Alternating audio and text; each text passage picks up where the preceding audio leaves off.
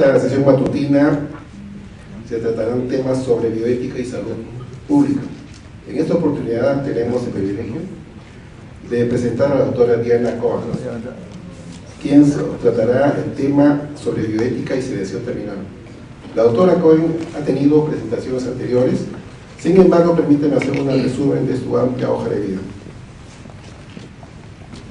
La doctora Cohen es doctora en filosofía por la Universidad de Buenos Aires, magíster en bioética, docente investigadora del Departamento de Filosofía de la Facultad de Filosofía y Letras de la Universidad de Buenos Aires, investigadora de distintos proyectos de la Agencia Nacional de Promoción Científica y Tecnológica, profesora invitada de diferentes universidades, entre ellas la Universidad Autónoma de México, la Universidad de Guanajuato, la Universidad de Chile, la Universidad de Miami, entre otros.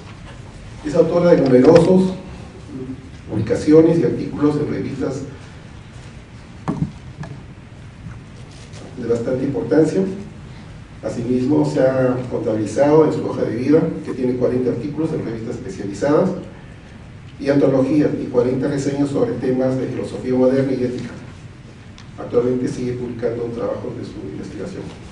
Permítame presentarle a la doctora Diana Cohen, quien invitamos al estrado. Sí, el tema que nos convoca es, como decía el doctor, bioética y sedación terminal. Vamos a empezar haciendo una primera definición, ¿no? Porque parecería ser que en la literatura académica y en la literatura clínica muchas veces se confunde la sedación paliativa con la sedación terminal. Entonces vamos a empezar definiendo a la sedación paliativa según lo hace la Sociedad Española de Cuidados Paliativos. Según esta definición, la sedación paliativa es la administración deliberada de fármacos en las dosis y combinaciones requeridas para reducir la conciencia de un paciente con enfermedad avanzada o terminal, tanto como sea preciso para aliviar adecuadamente uno o más síntomas refractarios, es decir, síntomas que son intolerables y que no dan resultado con otro tipo de fármacos, y con su consentimiento explícito, implícito o delegado. Esto entonces en lo que toca a la sedación paliativa. Examinemos ahora la segunda de las definiciones, que es la definición de sedación terminal tomada de la definición del Grupo de Investigación Multicéntrica en Cuidados Paliativos de Cataluña. Es la administración deliberada de fármacos para lograr el alivio, inalcanzable con otras medidas, de un sufrimiento físico y o psicológico. Y acá vienen dos cuestiones que la diferencian de la sedación paliativa. La primera es que mediante la disminución suficientemente profunda y previsiblemente irreversible de la conciencia, y la segunda es que en un paciente cuya muerte se prevé muy próxima. Y finalmente, en común con la definición anterior, con su consentimiento explícito, implícito o delegado. Fíjense entonces ustedes que lo que está en juego entre una y otra definición es fundamentalmente estas dos distinciones, una que tiene que ver con la disminución de la conciencia y la otra con la inminencia de la muerte. Quiero hacer una aclaración. Yo tomo estas definiciones de la SECPAL y del Grupo de Investigación de Cataluña, pero en realidad simplemente para tomar una definición canónica de una institución en lengua española, pero en general prácticamente el Colegio Américo Americano, las organizaciones europeas, en general todos siguen estas distinciones. Ahora, ¿cuál es, nos podemos preguntar, la relación entre sedación paliativa y sedación terminal? En principio, fíjense ustedes que la sedación paliativa es un término acuñado recientemente, en el año 2000, incluso ahí abajo está la cita, que engloba a la sedación terminal, término acuñado en el año 1991. O sea, ¿cuáles serían entonces las distinciones? ¿Por qué decimos que la sedación paliativa engloba a la sedación terminal y que la sedación terminal es una especie dentro de un género más abarcador, que sería la sedación paliativa. Decimos que la sedación paliativa engloba a la sedación terminal porque la sedación paliativa es empleada para aliviar el sufrimiento intenso. En cambio, la sedación terminal es empleada en el paciente agonizante. O sea, fíjense que acá lo que distingue a un tipo de distinción de la otra, fundamentalmente, es la temporalidad y, como vamos a ver más adelante también, el sufrimiento existencial. O sea que me gustaría que vayan quedando las cosas claras, ¿no es así? Como sedación paliativa es un término genérico y la sedación terminal es aquella sedación paliativa que es aplicada en el paciente agonizante. Entonces uno podría preguntarse en qué medida son diferentes. Entonces, desde la definición de las dos formas precisamente de abordar la muerte, parecería ser que hay ciertas distinciones. ¿Por qué? Porque la sedación paliativa, según los fines, es en realidad un tratamiento médico individualizado para aliviar el dolor y el sufrimiento, y el paciente muere por la condición de base o por un efecto colateral no buscado. Y según esta distinción, que quiere hacer una presentación argumentando una distinción entre la sedación paliativa y la sedación terminal, mientras que la sedación paliativa es un tratamiento médico, la sedación terminal es definida por algunos como la inducción de un coma farmacológico y un retiro de nutrición e hidratación. Y la gran pregunta es si acaso es un tratamiento médico. Claro que, fíjense ustedes, ¿no?, que empezamos hablando de dos definiciones que eran prácticamente valorativamente neutras y donde la distinción era una distinción fundada fundamentalmente en la temporalidad. Y sin embargo, en la temporalidad y precisamente en la inducción del coma. En cambio, acá, en esta presentación, que le incluyo ex profeso, parecería que hay una distinción valorativa. Parecería ser que la sedación paliativa entra dentro de la categoría de tratamiento médico, mientras que la sedación terminal sería una inducción ex profeso de un coma que, por lo menos según algunos autores, podría precisamente llevar a la pregunta de si es en efecto un tratamiento médico o no. O sea, esto es un tema, no es un tema menor. ¿Por qué? Porque hay muchos autores que presentan a la sedación terminal como un tratamiento médico, pero hay muchos que la presentan precisamente como un tratamiento que sale fuera de la práctica médica terapéutica. Entonces vayamos ahora a la declaración de la SECPAL, donde precisamente se expresa esta ambivalencia entre ambas formas de sedación. ¿Por qué? Porque la SECPAL, la Sociedad Española de Cuidados Paliativos, dice: en nuestra opinión, ni la de autoridades sobre esta materia, el término de sedación terminal puede ser confuso, ya que puede interpretarse como que es la sedación la que termina con el paciente, y por ello es mejor sustituirla por sedación paliativa en la agonía, o más brevemente, sedación en la agonía, ya que son términos más descriptivos. Entonces, ¿por qué esta aclaración en la declaración de la SECPAL? ¿Por qué parecería que la propia SECPAL da una definición y después aclara una especie de restricción a su propia definición? Entonces uno podría preguntarse si acaso la expresión terminal no es semánticamente equívoca. O sea, los críticos de la sedación terminal se preguntan: ¿es una sedación para el paciente terminal o es una sedación para terminar con la vida del paciente? O sea, tal vez en estas dos preguntas se encierran uno de los problemas más complejos que presenta la sedación terminal, que incluso se expresa lingüísticamente en la noción de terminalidad. Entonces, ¿cuál es el fantasma que aparece una y otra vez atrás de la sedación terminal? Ese fantasma que parecería ser que tanto la SECPAL como el autor anterior anglosajón que yo antes cité pretenden alejar o espantar, dando una y otra vuelta a las definiciones que rondan en torno de la sedación paliativa y la sedación terminal. Es obvio que el fantasma es el fantasma de la eutanasia.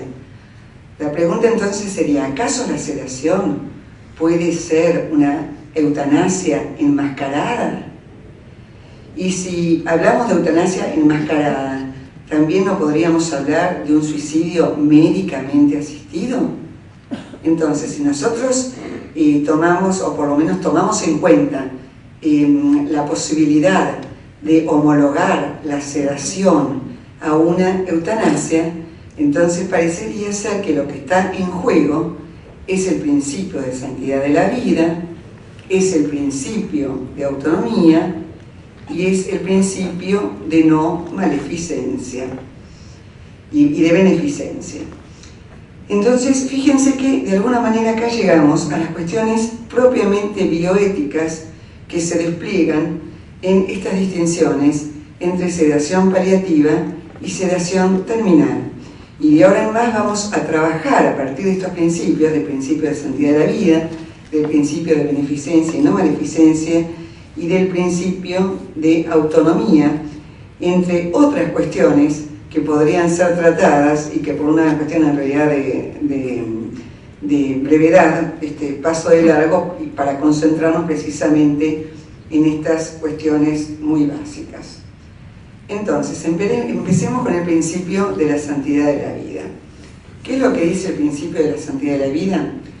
El principio que en realidad hunde sus raíces en la tradición judeo-cristiana y en las tradiciones de las religiones abrámicas en general, tanto en el judaísmo, en el cristianismo como en el islam, no es un tema menor, porque podría, fuera de libreto, comentar que ese mismo principio, por ejemplo, no rige en otras religiones orientales, por ejemplo en el hinduismo, en el budismo, en religiones dominantes en Oriente, en Japón. Eso lo vemos, por ejemplo, en la costumbre del harakiri, en donde se muere uno, se permite y hasta se elogia el suicidio por honor.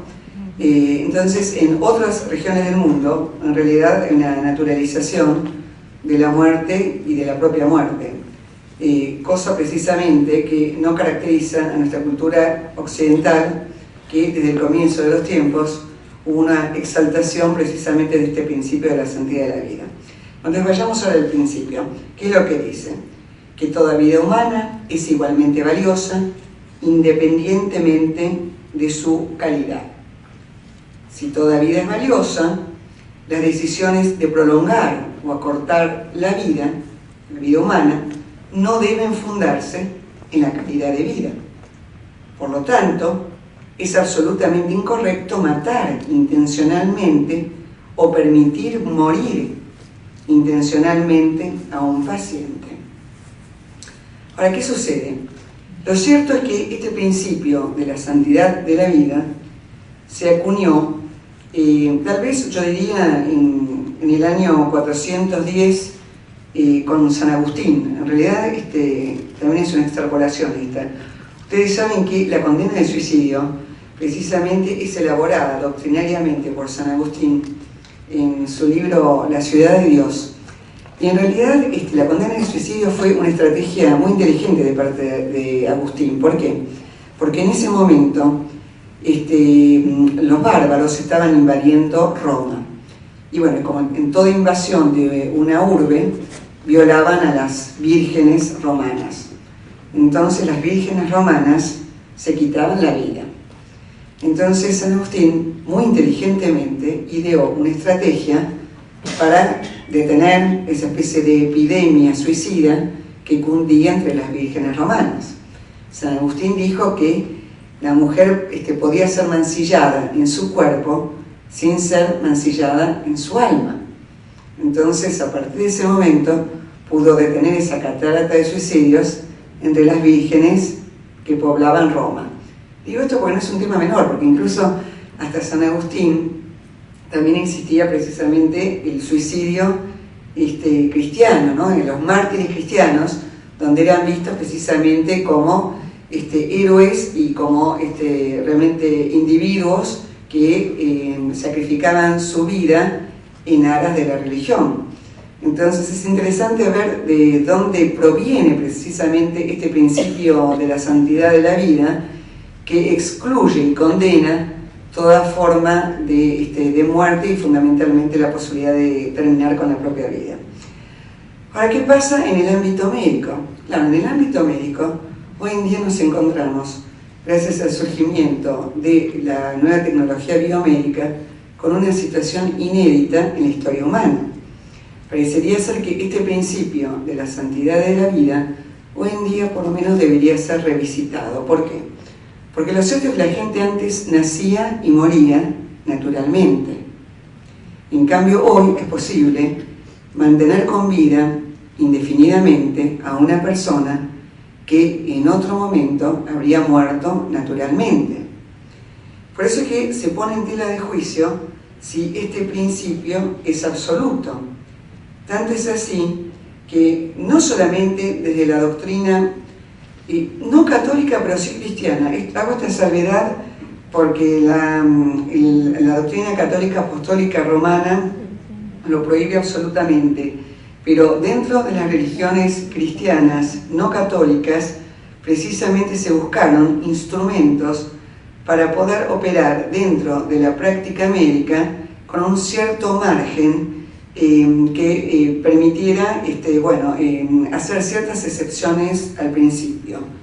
Y también lo hicieron los códigos profesionales de ética médica, que buscaron una distinción que autorizara en el marco de la ética incluso religiosa ciertas excepciones al principio. O sea, cómo hacer para que el principio de la santidad de la vida como regla continuara rigiendo, pero que sin embargo contemplara ciertas excepciones. Entonces, esas excepciones precisamente se fundaron en la distinción prever e intentar. De esta manera, gracias a esta distinción, se dice que, por una parte, suministrar drogas analgésicas para aliviar los síntomas refractarios, previendo que se puede adelantar la muerte, es moralmente permisible. En cambio, suministrar drogas analgésicas para aliviar los síntomas refractarios con la intención de adelantar la muerte estaría absolutamente prohibido. Entonces, fíjense que con esta distinción entre prever e intentar, parecería ser que tendríamos una vía de salida para autorizar el suministro de drogas en ciertas condiciones y para, de alguna manera, hacer lugar a una excepcionalidad en el principio. ¿Por qué? Porque de esta manera, mientras que es incorrecto provocar la muerte de un paciente, a veces es moralmente permisible comportarse de modo que la muerte se produzca naturalmente como una consecuencia prevista, pero no intentada, esto es, no deseada de nuestras acciones u omisiones. Ustedes saben que hay un estudio, yo por una cuestión precisamente de brevedad lo obvié en las filminas, pero es un estudio que se hizo en Australia en el año 2010 y que publicó la revista Bioethics, donde un estudio donde se hizo una encuesta a distintos profesionales sanitarios de cuidados paliativos y del fin de la vida y de unidades de terapia intensiva. Y a diferencia de lo que uno podría llegar a pensar, uno naturalmente pensaría que en general la gente que usa esta distinción entre intentar y prever estaría básicamente fundándose en cuestiones religiosas, de fe religiosa, o incluso porque estaría en contra de la eutanasia. O sea, una manera de oponerse a la eutanasia y de conservar la fe religiosa sería precisamente recurrir a esta distinción entre prever e intentar, de manera tal que permitiría suministrar ciertos fármacos sin transgredir las normas religiosas y sin estar de alguna manera a favor de la eutanasia. Y curiosamente, igualmente yo lo digo esto en el ámbito, por esta encuesta se hizo en Australia, habría que hacerla tal vez en otras regiones de cuño católico apostólico romano, como podría ser nuestra región de Latinoamérica, pero por lo menos en Australia los médicos respondieron que en realidad esa distinción se usaba más que por una cuestión religiosa, por una cuestión de lo que nosotros podríamos llamar psicología moral. O sea, ¿por qué? Porque esa distinción está en primer lugar asociada a la experiencia personal de cada cual. Nosotros pensamos que una cosa es prever un desenlace y otra cosa es intentar ese desenlace. Y otra cuestión que también juega un rol muy importante es la cuestión de la preservación de los roles profesionales. Si el médico debe estar orientado a salvar vidas, entonces el médico rechaza en principio la posibilidad de favorecer la muerte.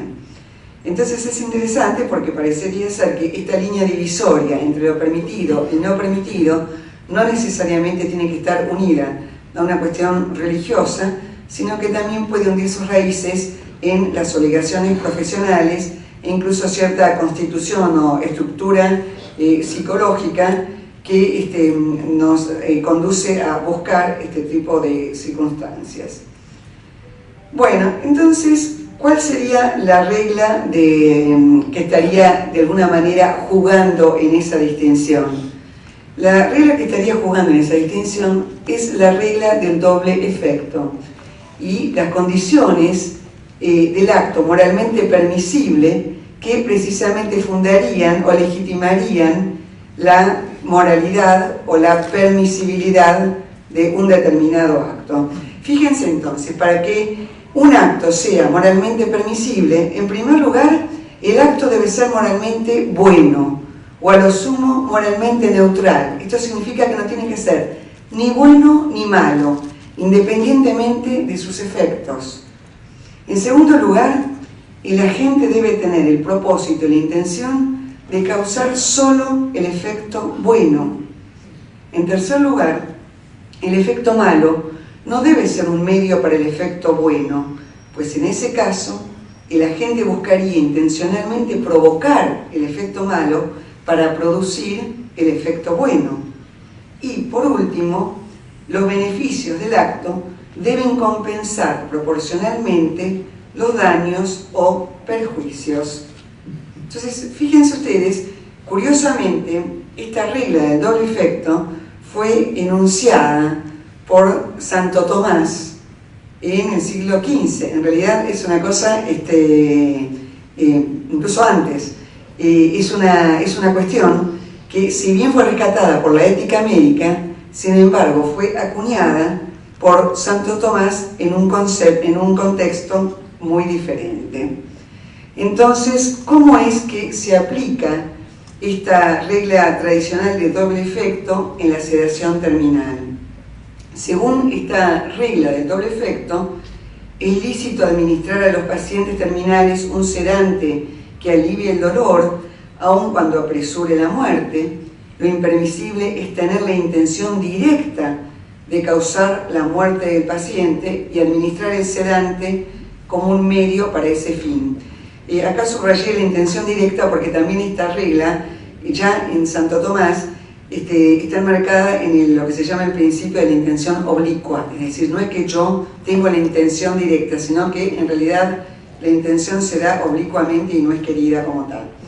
En segundo lugar, la misma acción, administrar el sedante, poseería un valor, un significado moral diferente en uno y otro caso, que dependería de nuestras intenciones. Si la intención se orienta a un fin moralmente malo, esto es la muerte del paciente, la acción es prohibida. pero si se orienta a un fin moralmente bueno, como es aliviar el sufrimiento, la misma acción puede ser permitida. Y por último, el médico que indica la sedación no desea causar la muerte, sino aliviar los síntomas, y no se lo puede responsabilizar en caso de que el paciente muera por una depresión respiratoria como efecto colateral del paciente. Entonces, fíjense ustedes que con esta regla del doble efecto en relación con la sedación terminal, podemos por un lado distinguir el efecto deseado, que es el alivio del sufrimiento, pero también podemos distinguir el efecto previsto pero indeseado, que es la privación de la conciencia y finalmente la muerte. Sin embargo, el problema persiste. ¿Por qué? Porque nos podríamos preguntar cuál es esa delgada línea roja, suponiendo que exista, que separa el uso de la sedación paliativa de un acto de suicidio médicamente asistido o eutanásico. En realidad, si nosotros nos centramos ya no en el principio de beneficencia, en el principio de santidad de la vida, sino en el principio de no maleficencia, que era el tercero de los valores que se encontraban en juego, podríamos distinguir entre sedación terminal, interpretada como sedación para acelerar la muerte, y la sedación paliativa y terminal, con una caracterización bien distinta. ¿Por qué? Porque según se probaron en estudios muy recientes, que figuran precisamente abajo de la diapositiva, en el año 2006 y en el año 2009, hay evidencia que demuestra que la sedación no acorta la sobrevida del paciente, por lo cual no sería un acto eutanásico ni de suicidio médicamente asistido. Esto obviamente es un trabajo que se hizo a partir de distintos estudios en distintas instituciones, a partir del momento del ingreso que hacía el paciente en la institución y el tiempo de sobrevida en la institución.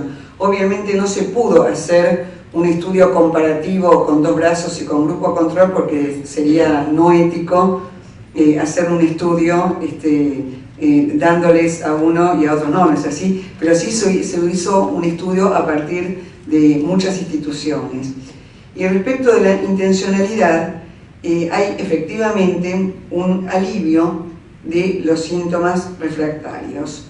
Entonces, si nosotros quisiéramos poner esto en una especie de cuadro, fíjense que podríamos decir que la sedación terminal no es ni un suicidio médicamente asistido.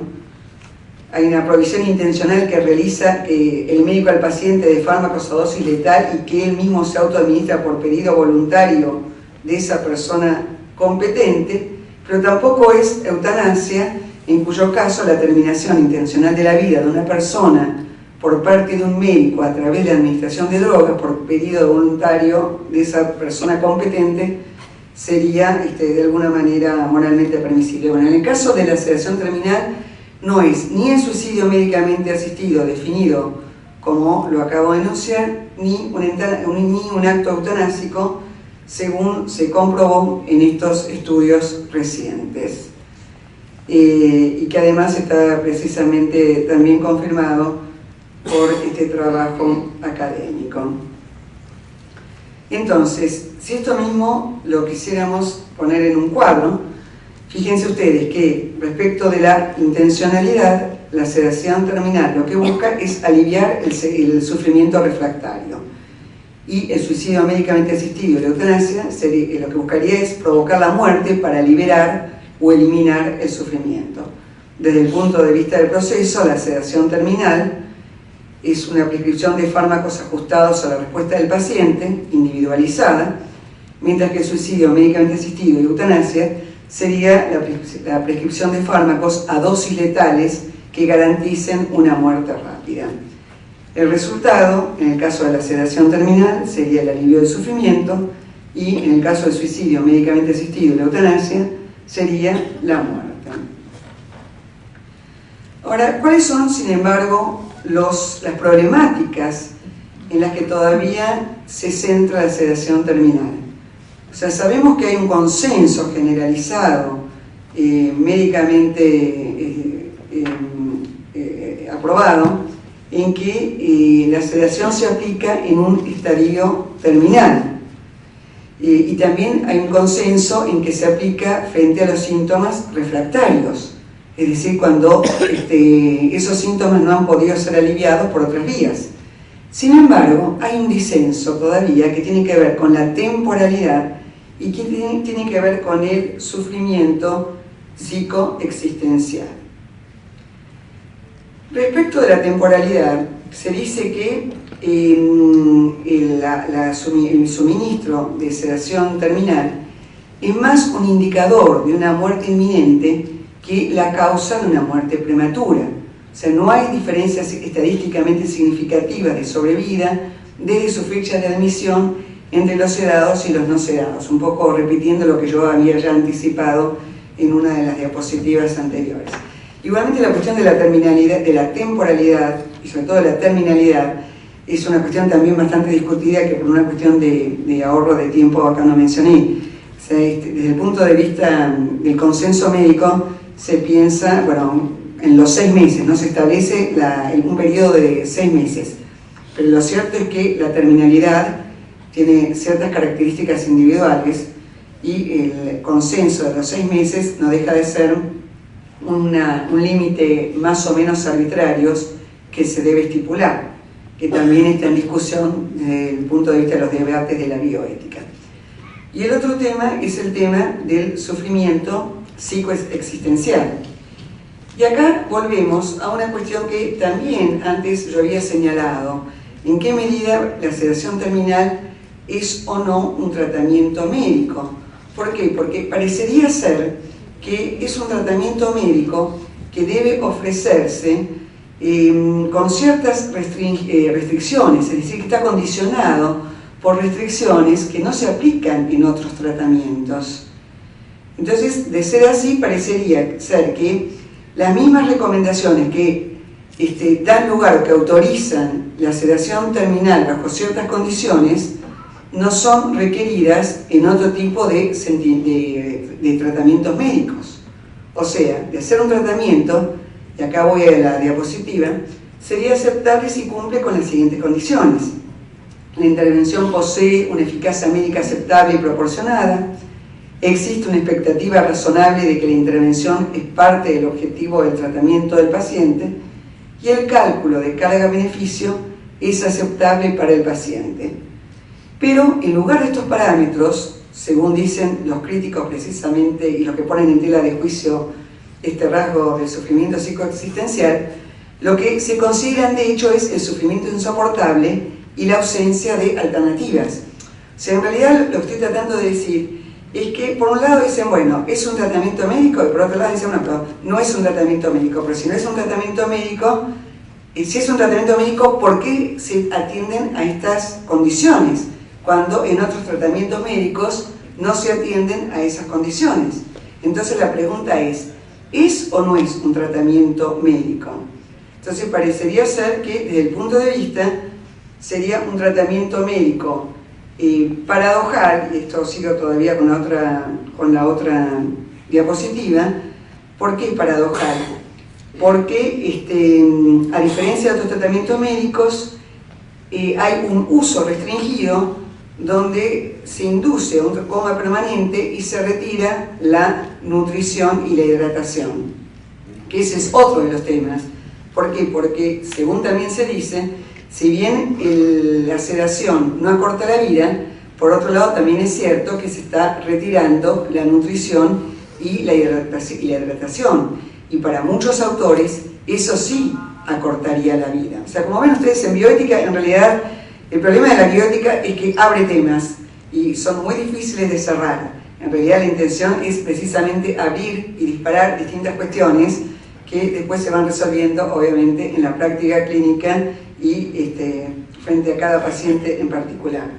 Pero precisamente gracias a lo que significa y al valor que tiene cada paciente en particular, tenemos otro principio que se encuentra en juego y que debería ser un principio señero en la práctica clínica, que es precisamente el principio de respeto a la autonomía. Es decir, es el principio de autonomía el que nos podría llevar precisamente a resolver esta cuestión.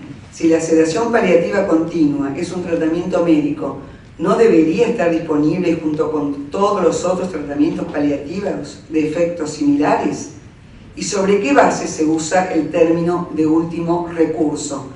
Es decir, si nosotros usamos la noción de sedación o la práctica de la sedación terminal como último recurso, parecería ser que en este caso no es un tratamiento médico homologable a los otros tratamientos, y que además nos estamos olvidando del principio de autonomía, que podría perfectamente servirnos de guía para saber cómo actuar frente al paciente siguiendo sus propios deseos antes de ser inducido en un coma farmacológico. Es decir, ¿qué es lo que quiere el paciente? ¿Cuál es el fin que desea para su vida?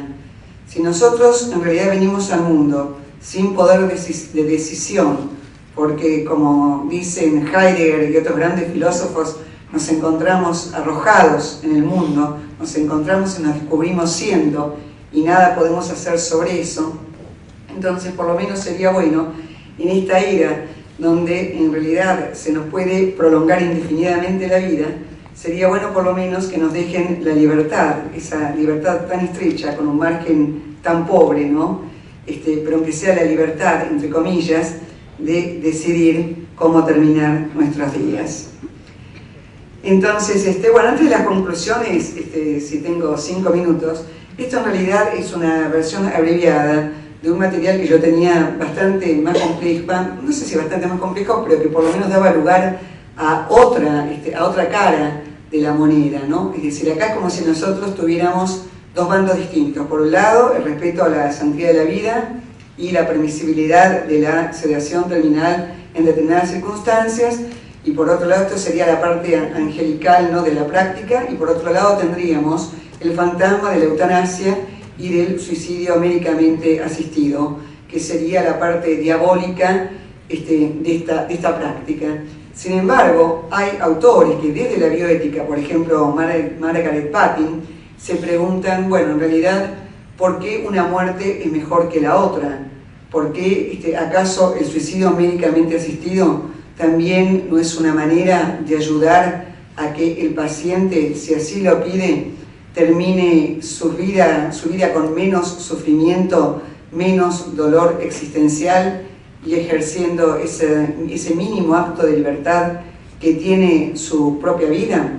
Bueno, esto yo también no lo disparo, obviamente no lo vamos a resolver acá, pero sí me interesaría que por lo menos fuera un tema de reflexión, cada uno en el ámbito personal o incluso en encuentros colegiados. Entonces, ¿cuáles son las conclusiones acerca de la sedación terminal? Que es una respuesta pronta al sufrimiento basada en la controvertida regla del doble efecto, y acá me olvidé algo.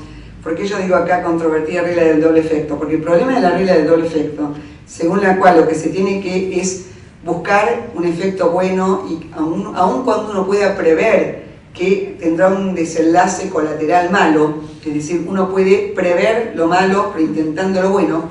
Entonces, una de las críticas que se le hizo a este principio es que precisamente el principio se funda en una cuestión psicológica y en la intimidad de la conciencia, a la cual ningún otro tiene acceso, y que incluso hasta se podría perfectamente producir un proceso de autoengaño mediante el cual yo me hiciera creer a mí misma que efectivamente estoy buscando esos efectos cuando no necesariamente es así. Entonces, bueno, volvemos a estas conclusiones. Es una respuesta pronta al sufrimiento basada en la regla del doble efecto, donde se respeta el principio de santidad de la vida y de la beneficencia, no acorta la vida, y en este sentido se respeta el principio de no maleficencia, tal como lo probaron esos estudios del año 2006 y 2009, y se respeta la autonomía y el consentimiento informado del paciente, porque obviamente antes de inducir el coma farmacológico, el paciente, y si ya no lo puede hacer la familia como juicio sustituto, debe consentir a precisamente la sedación terminal. Bueno, eso es todo. Muchísimas gracias.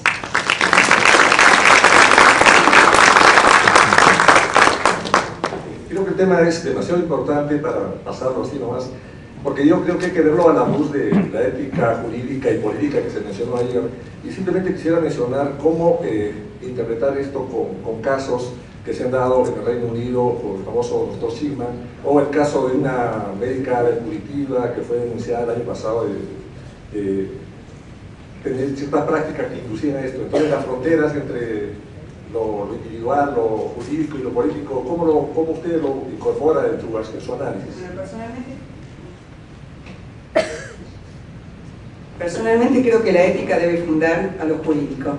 Entonces, desde ese punto de vista, creo que primero tiene que haber un debate ético y después la juridicidad, adoptar sus conclusiones y la normatividad a partir de la ética.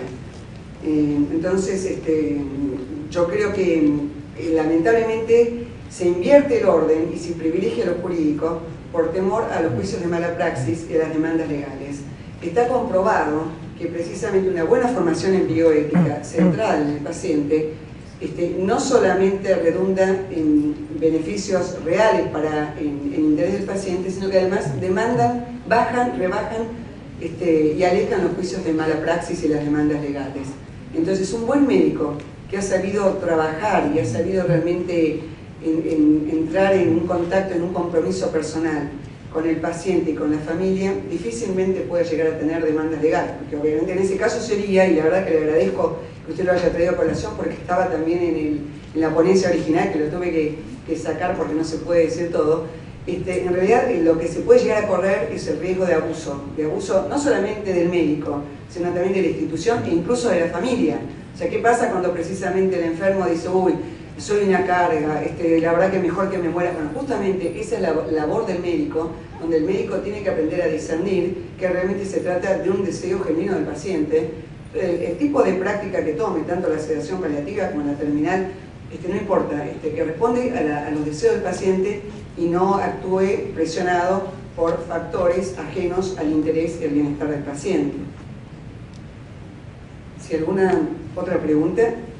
Doctora, la felicito por su charla, da para otro congreso.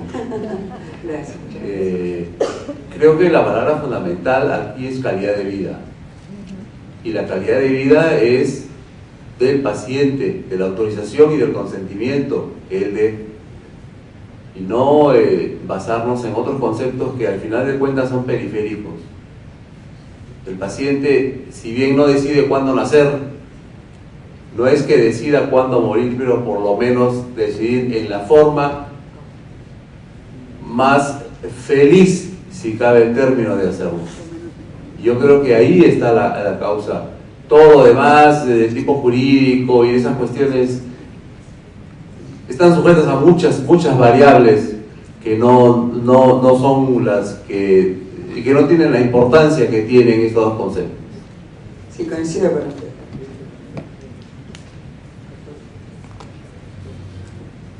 Bien, doctora, primero para felicitarla, una excelente charla. Respecto a lo de sedación, yo creo que si bien el dolor es inevitable, va a suceder siempre, lo que podemos evitar es que sufra. Y la sedación se basa básicamente en esto, de evitar el sufrimiento. Cuando hablamos de calidad de vida nos referimos básicamente a que el paciente no tenga dolor, pero son otras variables adicionales, pero básicamente que no tenga dolor. Y una de las diferencias es, para evitarnos una serie de problemas, es hablar con la familia con suma claridad. El medicamento va a atenuar el sufrimiento, no lo va a liberar, porque solamente se va a liberar cuando muera. Tú vas a atenuar el sufrimiento, y para eso el médico tiene que hacer un ajuste constante de las dosis.